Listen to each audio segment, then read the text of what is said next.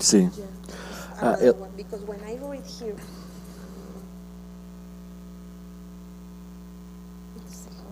Yeah, that's another one.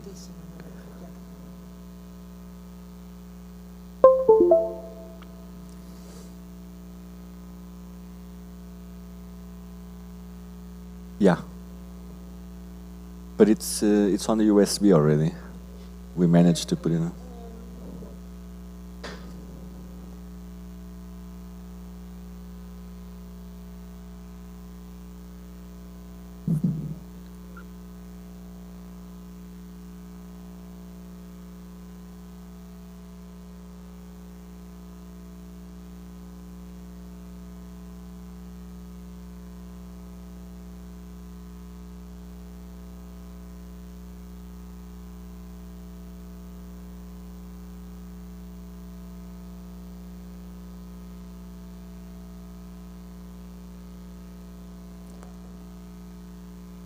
It's on my outbox.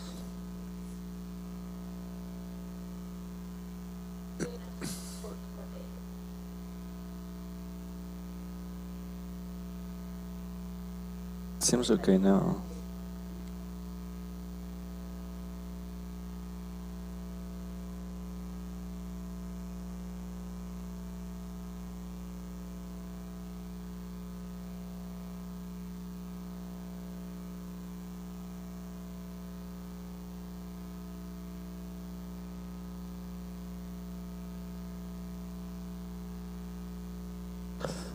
Well, it's 100 megs.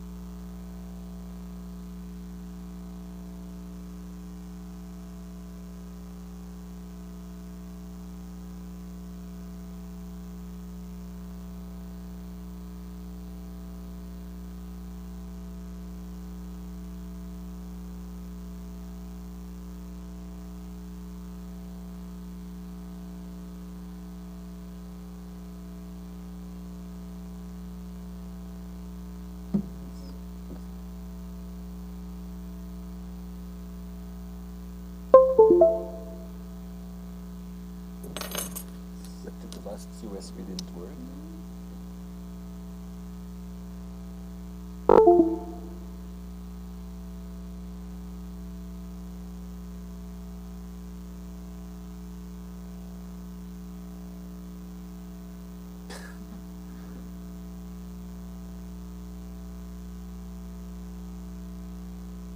This is the PDF.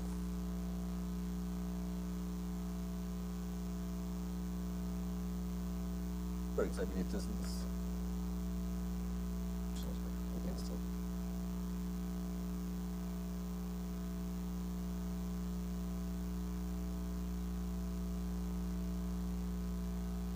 Change the ending.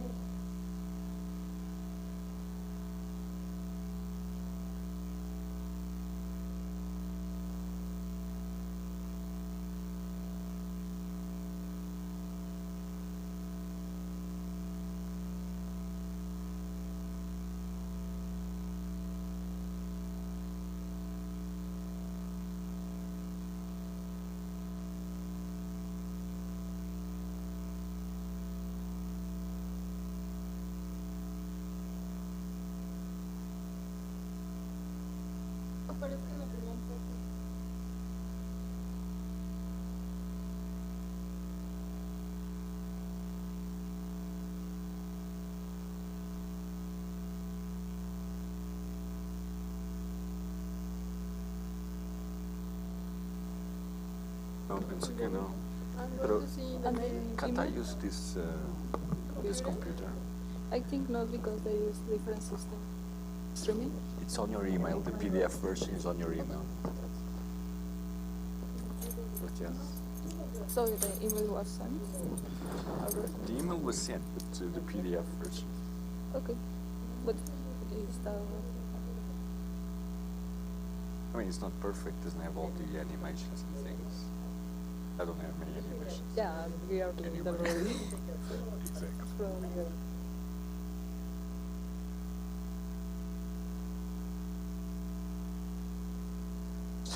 Thinking about that. Okay, that's good. No.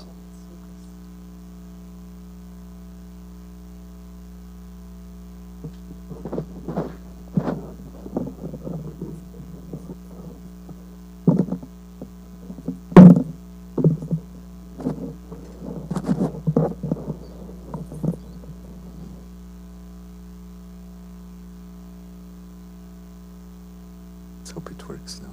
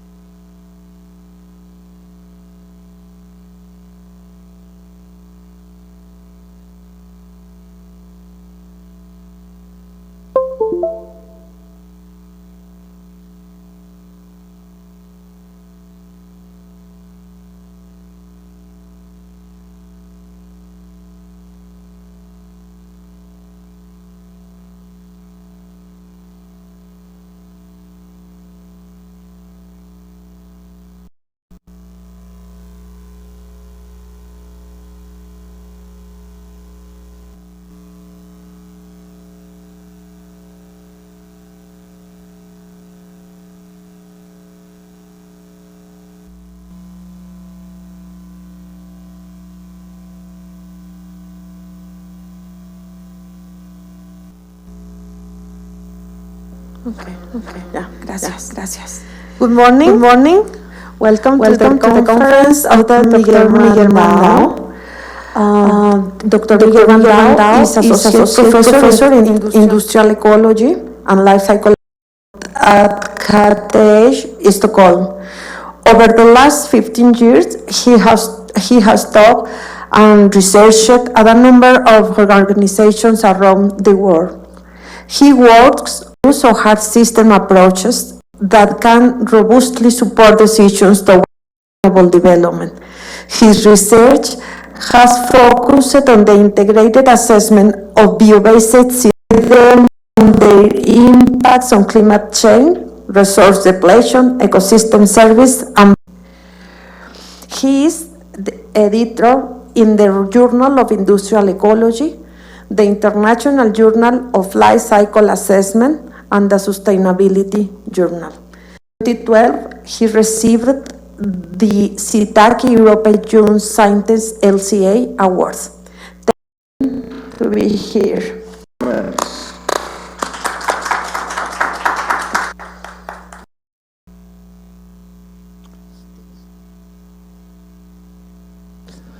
Buenos días a todos. I'm going to be making this seminar in English, as you already know. Thank you very much, Patricia, for your kind introduction and for what you did. All your presentations were really good, and it's impressive what has happened here over the last. Credit to Patricia. Work that is being done here on LCA and the assessment of sustainability of the different systems is indeed very impressive towards of focus. So congratulations to the university and to the department for that. So today will be about bioenergy systems, whether they mitigate climate change or not, and I will share insights I have gained with applying the LCA framework to bioenergy systems and to answering these questions that I've just asked. This is the outline of the seminar today. So basically, a lot of focus has been put on it was deemed as a sustainable strategy for mitigating climate change because it was renewable and bio-based. So the urgent need to replace fossil fuels has led to this focus on bioenergy. LCA was thought of as the appropriate decision support tool with which assess systems against alternative systems providing the same function. However, the quantified benefits of bioenergy are very variable, and this is helpful for decision bioenergy either being very good or very bad. So we need a way to make those kinds of assessments more standardized and more robust. Results can be more practical as well. The results, these quantified benefits of bioenergy systems, they do depend on the methodological choices that I will just talk about. So one big problem with bioenergy systems is exactly and how do we make these choices so that we don't get very variable results. And the problem with these methodological issues, they are unresolved. There has not been a consensus that says we should do it this way or we should do it some other way. LCA studies led to opposing results, and that is very damaging of LCA as a tool. So I will be talking about all of that, and I will conclude with some prospects.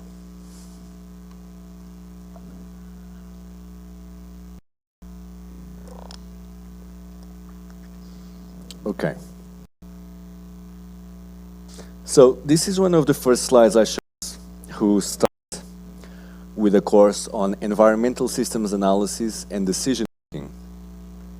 So here on the left side, you see several products that may be intuitively better in several different sectors like food or transport fuels or engines, paper, bags, organic waste and diapers.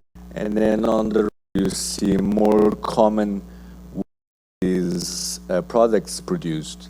So intuitively we think that organic food may be better than conventional food, or that local food is better than imported food, or that biofuels are better than fossil fuels, local batteries are better than cars moved by internal combustion engines, or that recycled paper and virgin paper, that paper bags are better than plastic bags, that composting is better than incineration, and that on another different product, reusable diapers are better than disposable diapers.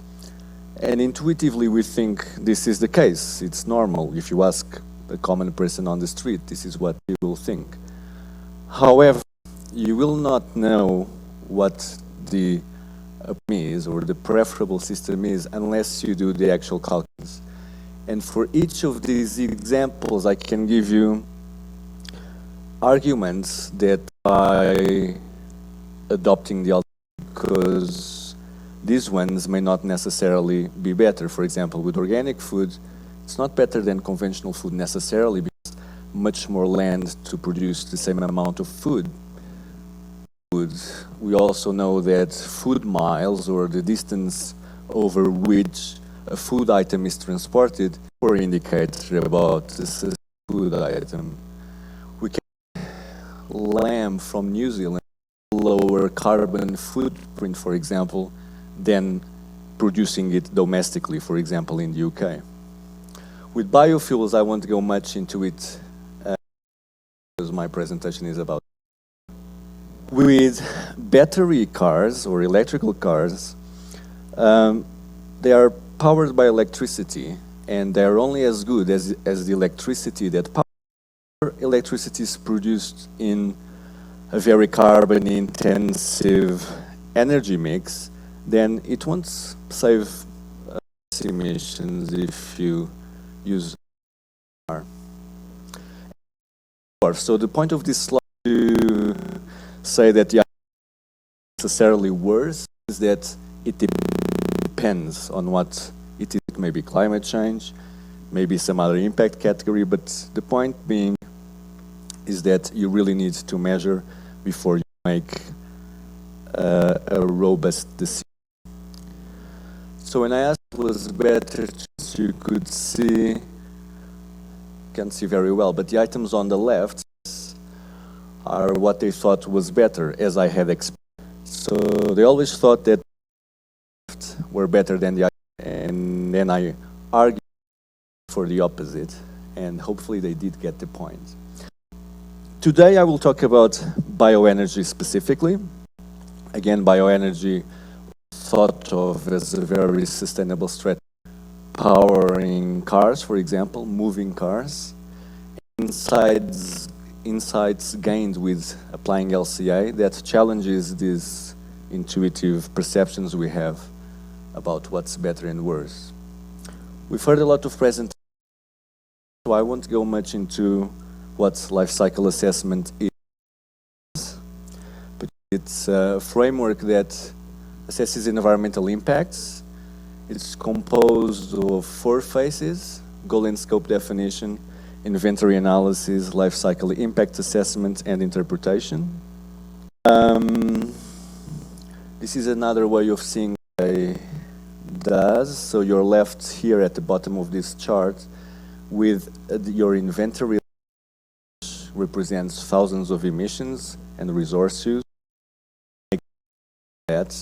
So you need to assign flow to a particular impact category. There are around 12 to 15 impact categories at the midpoint level. This can be further to areas like natural environment and human health. So you are left with 3 results or 3 indicators instead of 12 or 15. And if that's still too difficult for them, then they can be aggregated further into a single index. For example, with monetizing the different indicators so that you get one. The problem with this is that the more up you go into this fact chain, into this impact pathway, the more uncertain your results, because you start mixing biophysical indicators, which are with objective or actual subjective ways of aggregating things that represent different things. For example, how do you aggregate different flows, for example, of carbon dioxide, on the basis of natural science, like with global warming potentials, but even that is not entirely is a subjectively determined time window. For example, 100 years, 20 years, or 500 years, and depending on the one you adopt, you would have a different characterization factor. This is what LCA is. The more uncertain you are, so on a more path towards decision, the decision maker with one indicator and not with several. So this is the very often has to be made. If you know example of treatment of biowaste, this was a study commissioned by the Joint Research Center of the European Commission that I presented in a composting conference years ago. And against all the intuition, composting was the worst thing that you could do with biowaste. Most of us would think that it would be the best thing you could do, but it's not. And this is mainly because of emissions from when organic waste is composted at home and when not aerated. Then the second worst thing you can do is uncontrolled landfill, is kind of understood easily. And then composting with energy without energy recovering is, and then landfilling is fifth, so incineration being better than composting because recovered. And finally, composting with seems to be the best option. Composting goes from being the worst to the best option depending on how you actually do it. So as you see, the answer is always, it depends. So why do we need cycle thinking in both policy and businesses? This is because it avoids the shifting of burdens between stages. That's the whole point. Okay? It also avoids shifting of burdens between geographical areas, and perhaps primarily between different impacts. So you assess impacts comprehensively, and you're not going to solve at the expense of another environmental impact. So LCIA is a very holistic assessment. It's very comprehensive, it's scientifically based, and all assessments are based on equivalent functionality. So for comparison purposes, LCIA really is a powerful tool with which you can make robust decisions. So going back to bioenergy, as carbon neutral when it was first considered as a replacement for fossil fuels, and that was because the carbon that was being emitted at the point when energy was being recovered was the same carbon that had been sequestered growing or when the crops were synthesizing. So in that carbon balanced, it was the same. So it had to be good for the climate. But once you take a life cycle approach into account and you take all the life cycle of the production to transport to processing, etc., then it adds up. And you also include non-CO2 greenhouse gas emissions, particularly methane and nitrous oxide, which are very gases in bio-based. You have to take into account carbon stock changes of the land, which is, again, very important.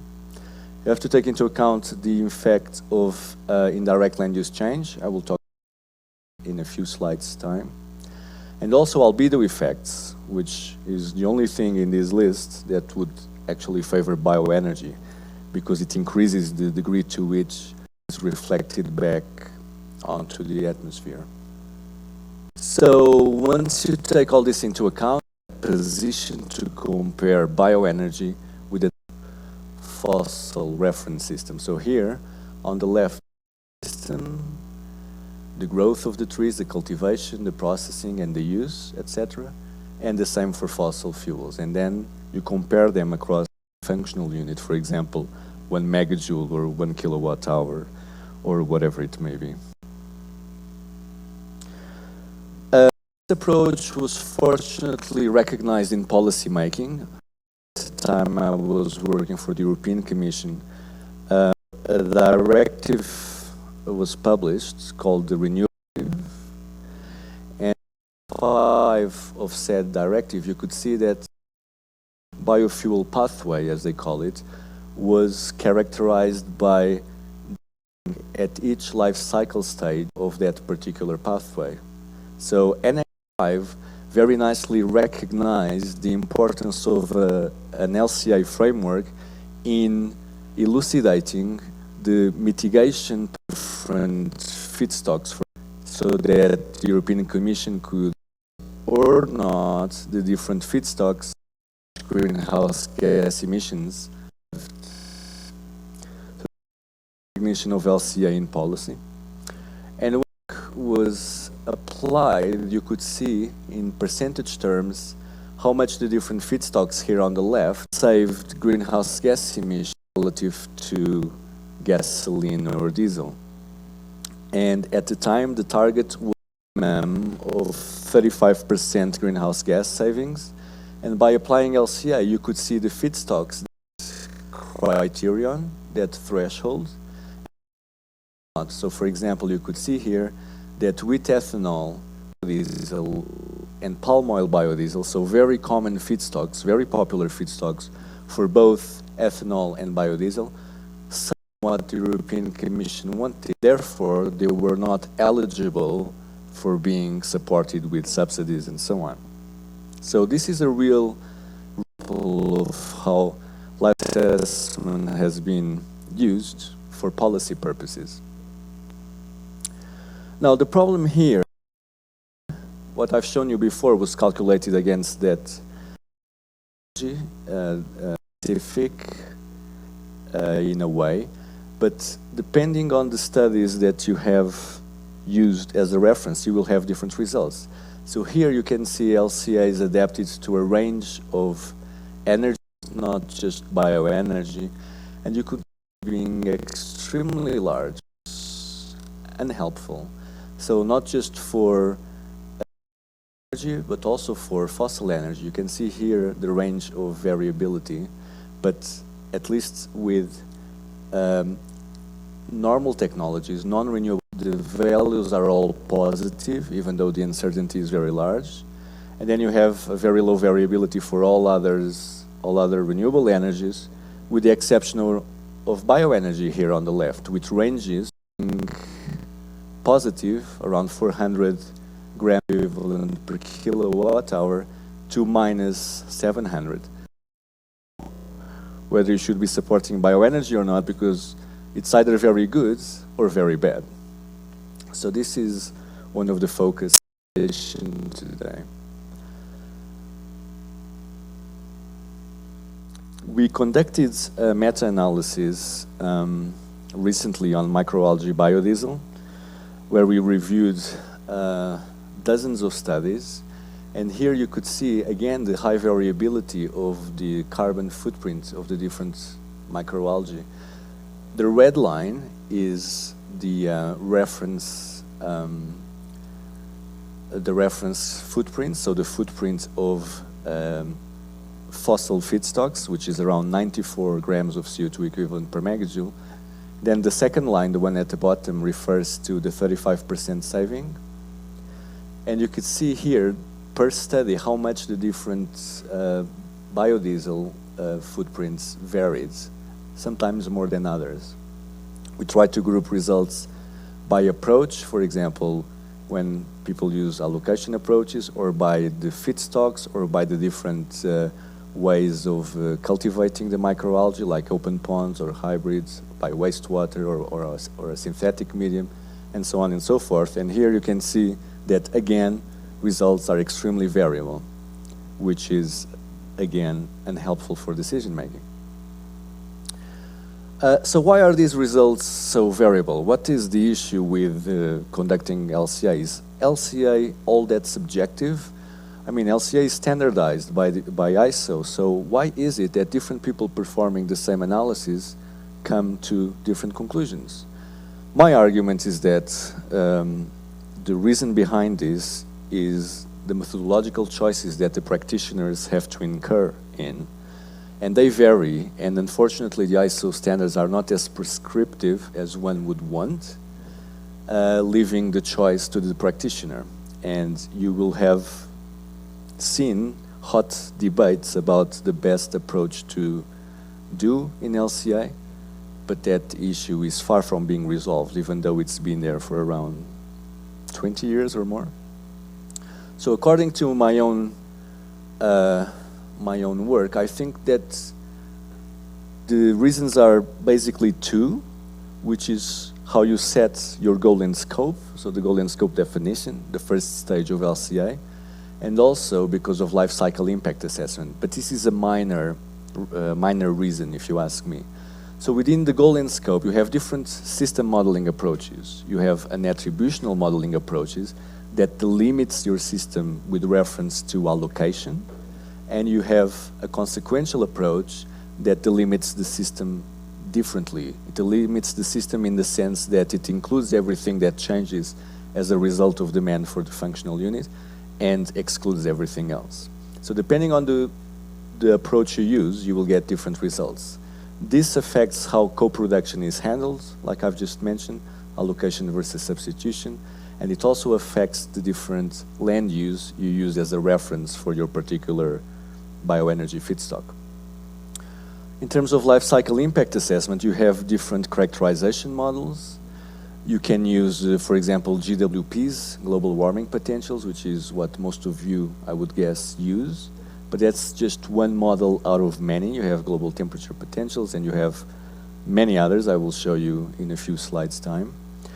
And not only there's a difference because of that, and the time horizon these different methods adopt, but also how biogenic carbon is accounted, which affects how your time is accounted for. Because even though biogenic carbon balances, whatever you sequester is whatever you emit, and therefore in most cases you exclude it because you argue it balances, the truth is that if you sequester something for a longer amount of time, that carbon is removed from the atmosphere and has a climate benefit.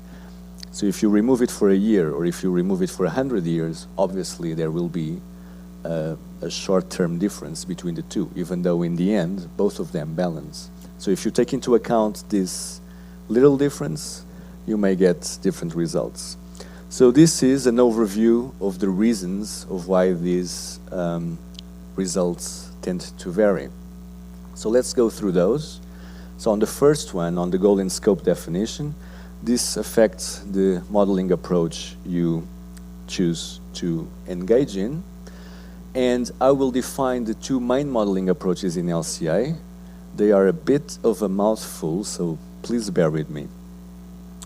So the Shonen guidelines of the UNEP CTEC define the attributional approach as the system modeling approach in which inputs and outputs are attributed to the functional unit of a product system by linking and or partitioning the unit processes of the system according to a normative rule. So I'm highlighting the bits I consider important there.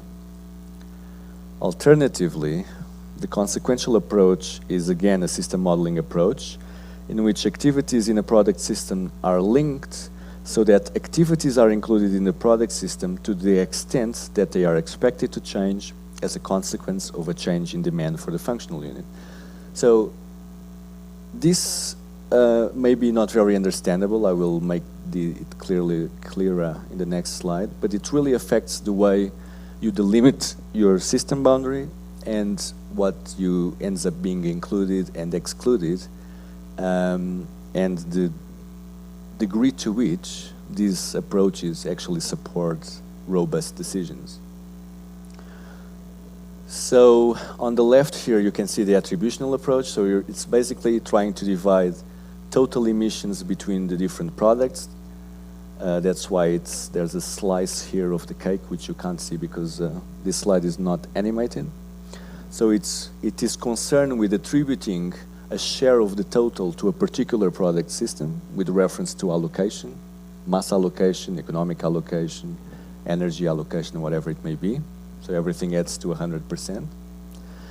And then the consequential approach, which does not try to do that, it tries to see what happens, what is emitted in addition because of demand for your functional unit, as well as what is being displaced and substituted as a result of co-production.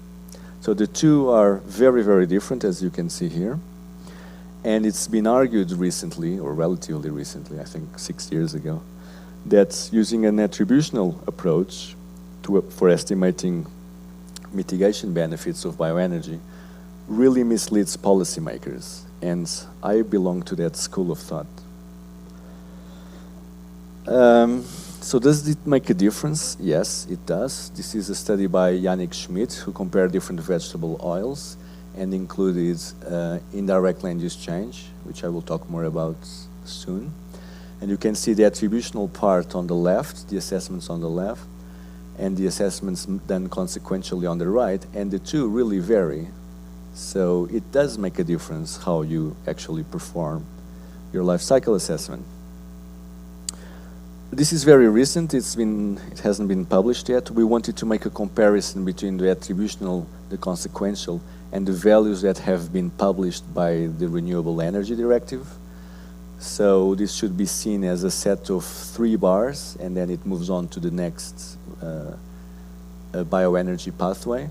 And you could see here how variable, again, these systems are. So you have not a big difference between the attributional and the value published in the Renewable Energy Directive, because it follows mainly an attributional approach, but then the consequential one varies widely. So all these big bars you see here, both with negative results and with positive results, they are of the consequential model, because they include what is being displaced and what is being added. So you may think that the uncertainty is higher in consequential assessments. I don't think it is, but you can see that the variability may indeed be higher than with attributional assessments. So I hope this has given you a general view of how results vary depending on the approach adopted. And now I'm going to talk about reference systems. So the reference system for the bioenergy system, the land use that has that was adopted as existing prior to that bioenergy being cultivated, because you take into account the difference between the two systems when you're doing your analysis.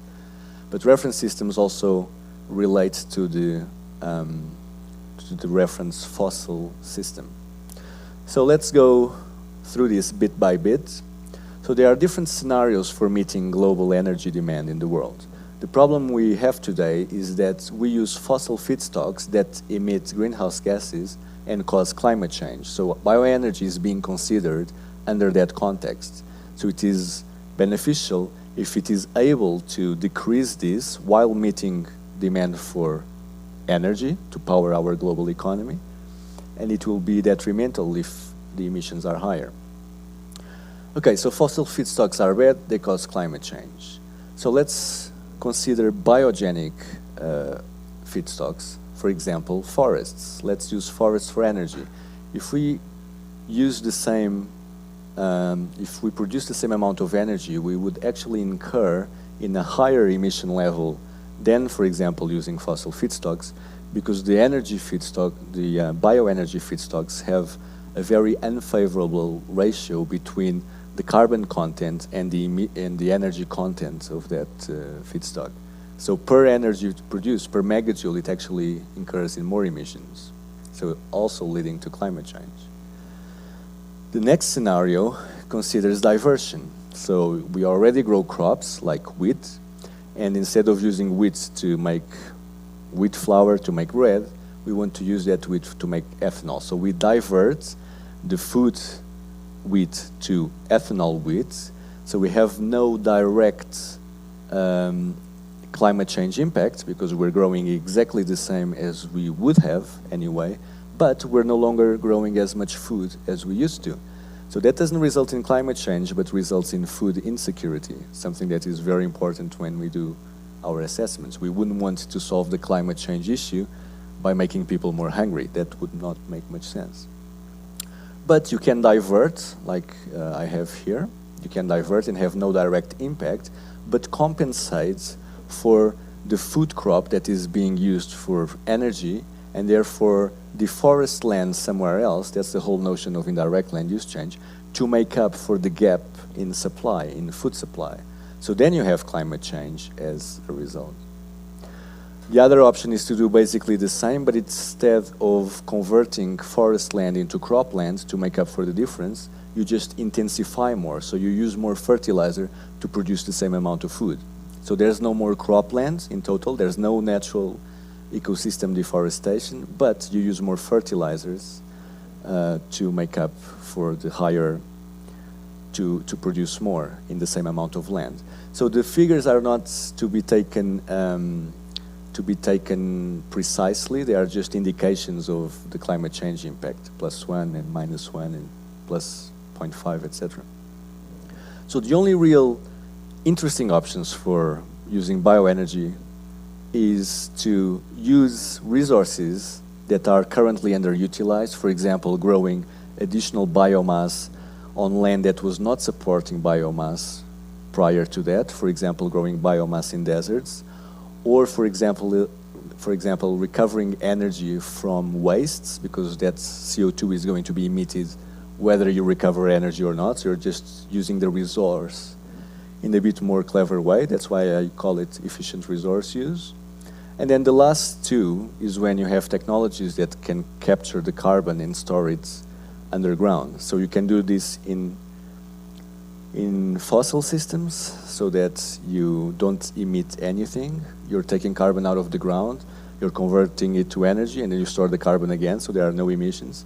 And if you do it with BECCS, so this is bioenergy with carbon capture and storage, it's actually very efficient because you're constantly removing carbon from the atmosphere, turning it into energy, and then you're storing the carbon underground. So you have a -1, you have a net negative technology. I'm actually now a guest editor of Net Emission Technologies special issue in one journal I can't remember the name of, so if you're interested I can tell you the name, and if you're working on this, please do submit a paper there.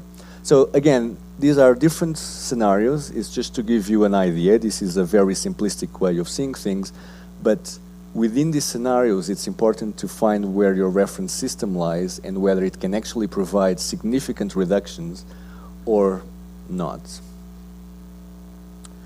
So this brings me to the notion of indirect land use change, which is this scenario here.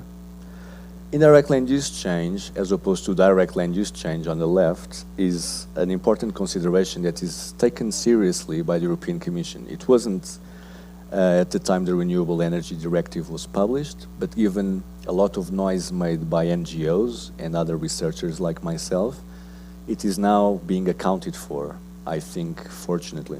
So direct land use change is a situation where you have your natural system, you have your agricultural system, and you're deforesting natural land in order to grow more food, more bioenergy, whatever it may be. So this square here is what is being deforested. This is the direct land use change here. The indirect land use change here is that you divert some of the present cultivated system into bioenergy, so directly there is no land use change. That's why people who are very proponents of bioenergies see this as not a problem. So there's the use of land that is already deforested or was deforested 500 years ago, no big issue. But then you have to take into account that indirectly, somewhere else in the world, deforestation is going to take place to make up for the lost production here, because you're now using this land for bioenergy, whereas before you were using this land for food, land use change. So if you want to see it some other way, you have here, for example, a system where you had grasslands, that's your reference land use system in the UK, and now you grow wheat on that grassland. So the direct land use change would be the difference in carbon stocks between grassland, which tends to be dense in carbon, and cropland directly. But indirectly, you have to consider that this grass was being used to feed livestock. So that livestock will have to be fed some other way. So marginally, that means that, for example, more soybeans would have to be grown at the expense of rainforest deforestation in South America. So when you take into account all this, you will see that your carbon footprint adds up. And the whole point of LCIA is to not shift burdens. So you really cannot delimit your system boundary here. You have to include all market-mediated indirect effects in the carbon footprint of your wheat, for example.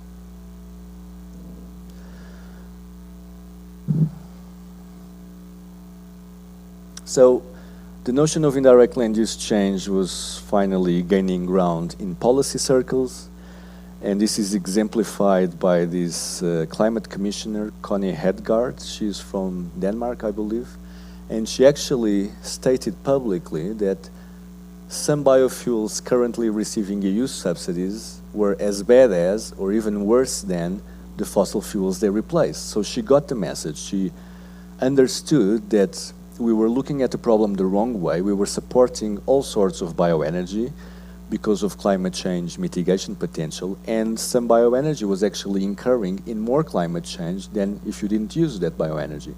So she got the message, she understood the need to account for this phenomenon, indirect land use change, even though it's very dissipated and it's very difficult to track. By definition, it's something that you cannot see, you can only model. So different models were used to estimate indirect land use change factors, again in terms of grams of CO2 equivalent per megajoule or per kilowatt hour or whatever it may be. And again, you see a huge uncertainty within particular crops, within particular feedstocks for bioenergy. So this begs the question, are models really suitable for determining these indirect land use change factors? Probably not, but again, there's no better way of doing it, so you have to accept the uncertainty because it's better or it's less uncertain to include this high uncertain than to exclude it at all and pretend that indirect land use change does not exist. This is another meta-analysis done on indirect land use change factors. Again, they're extremely variable, so they vary from plus 600 grams of CO2 equivalent per megajoule to minus 200 grams. So again, it's from positive to negative. It completely changes the carbon footprint of your crop or the rest of your life cycle greenhouse gas emissions. And therefore, it is very important to get it right. So what did the European Commission do in this scenario of uncertainty? They went with the factors provided by IFPRI's Mirage. IFPRI is the International Food Policy Research Institute. Mirage is a global equilibrium model, a general equilibrium model, and they made a weighted average so that cereals and other starch-rich crops had a footprint of 12 grams of CO2 equivalent per megajoule. This is just for the indirect land use change. Sugars had slightly higher, 13 grams of CO2 equivalent, but then oil crops like palm oil had 55 grams of CO2 equivalent. Of course, that palm oil producers in Southeast Asia were extremely unhappy that the European Commission had adopted these values because for ethanol, they are not that taxing compared to a reference of around 94 grams of CO2 equivalent per megajoule for the reference fossil feedstock. But then for palm oil, it's extremely taxing. It's at 55 grams. So that was to be included in the total carbon footprint. So I show you here some figures from the Joint Research Center on biodiesel and bioethanol. So here, this is the reference fossil feedstock, so gasoline or diesel. So if you're below this curve, you're already having gains. So all feedstocks assessed had a lower footprint than that. But because of increasingly tight targets of the European Commission, so first it wanted to save 35% relative to fossil fuels, so that's this line here. And then 50% from 2017, 60% from 2018, and 65% savings from 2021. So only a few feedstocks are actually within that threshold. And these are second generation feedstocks. So if you want to meet the 65% target, it means that you can't really grow energy crops on land, and instead you should only be recovering energy from wastes and second, third, and fourth generation biofuels. And the same for ethanol. So here again you have the 0% savings, so that's the reference greenhouse gas emissions from fossil fuels, then 35, 50, 16, 20, and 65. And you can see here that none of the feedstocks assessed actually meet this criterion. So that's one of the things that you can do with LCIA and policy.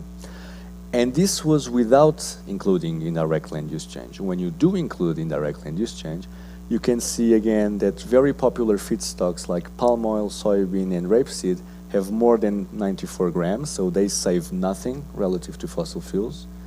and then only a few save up to 35%, like sunflower and palm oil with methane capture.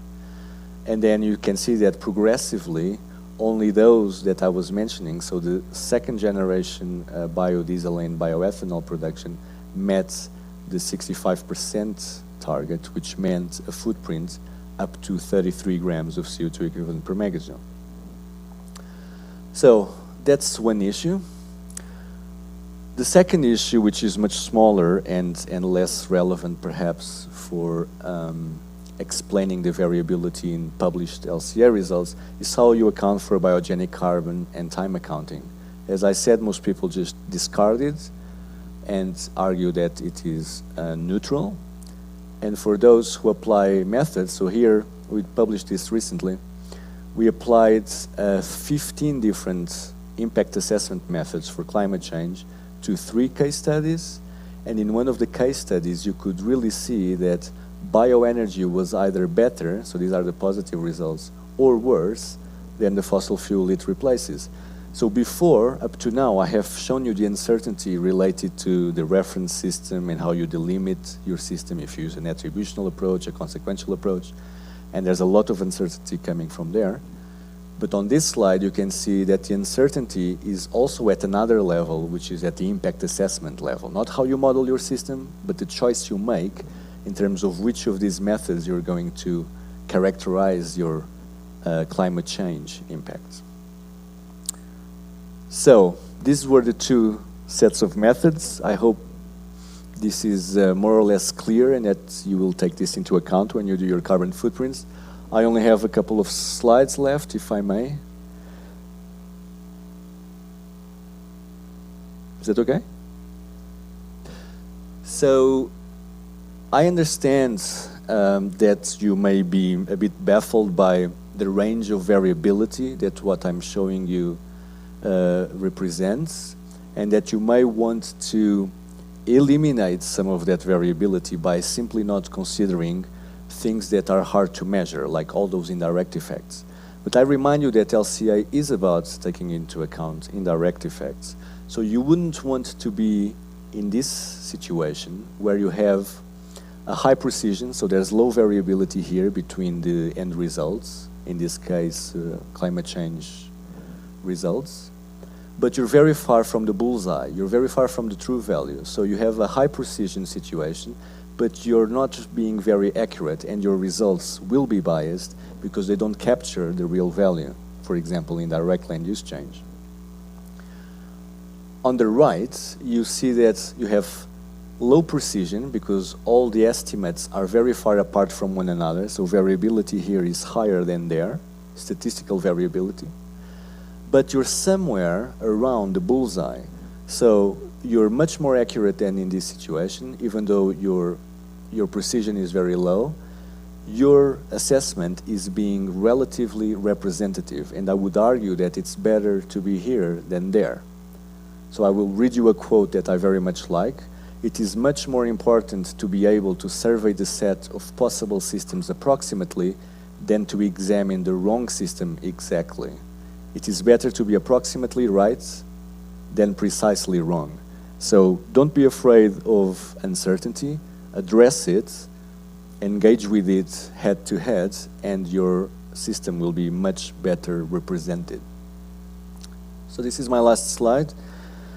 In terms of LCA in general, the relevance for policy is growing, so it's supporting more and more policies as environmental concerns become more prominent in the agenda.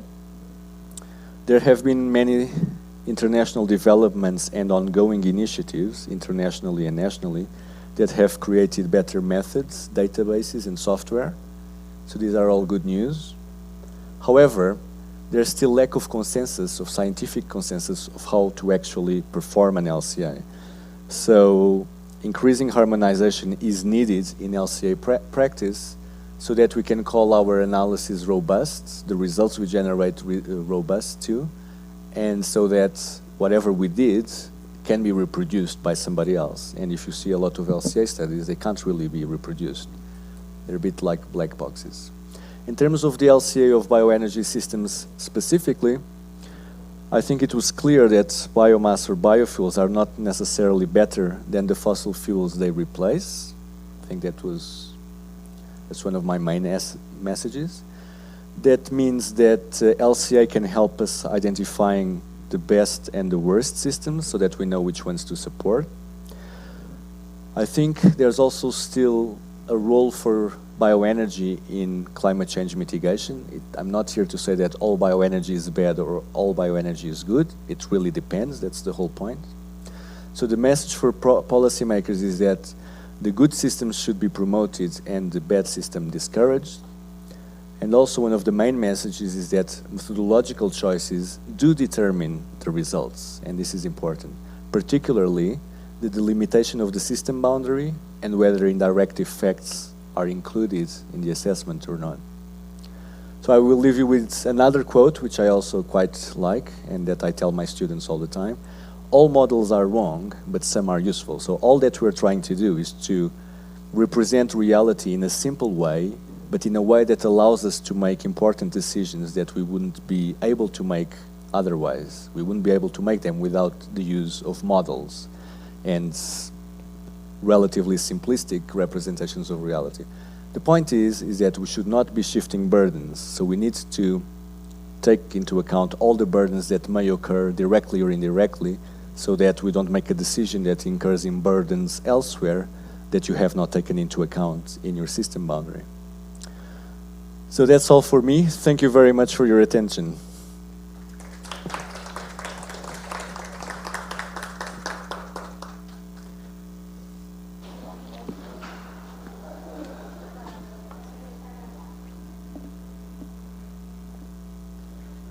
So now we are in the session of question and answer from the ponent.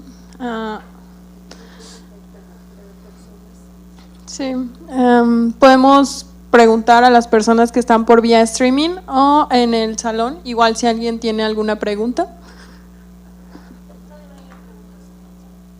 No.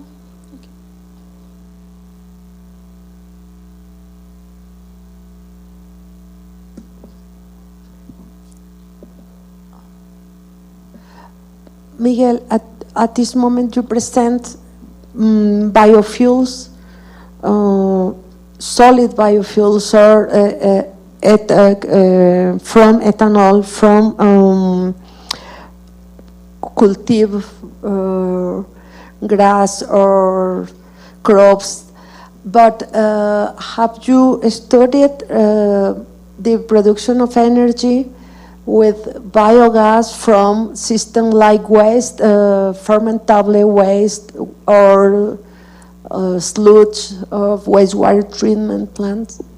No, that has not been included here, but if those systems were included, they would have shown rather positive results because they are produced from wastes, like I've shown. They would have been beneficial and attractive in terms of climate change mitigation. But to use lands for crops, to then turn them into either bioethanol or biodiesel, is not really a very efficient way of using land, given that land is in limited supply and all that. But for using manure and recovering energy from manure and biogas, I think that's probably a good way to produce energy for climate change. Thank you. ¿Alguien tiene alguna otra pregunta? ¿No?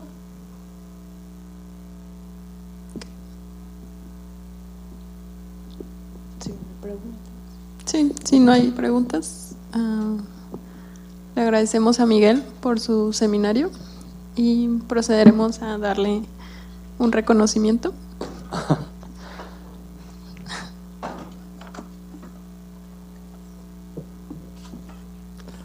Bueno, muchas gracias. Qué bueno.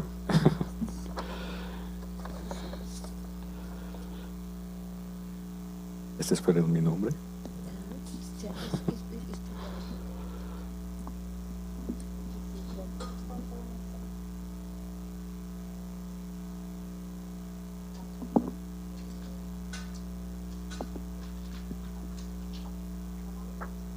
Wow.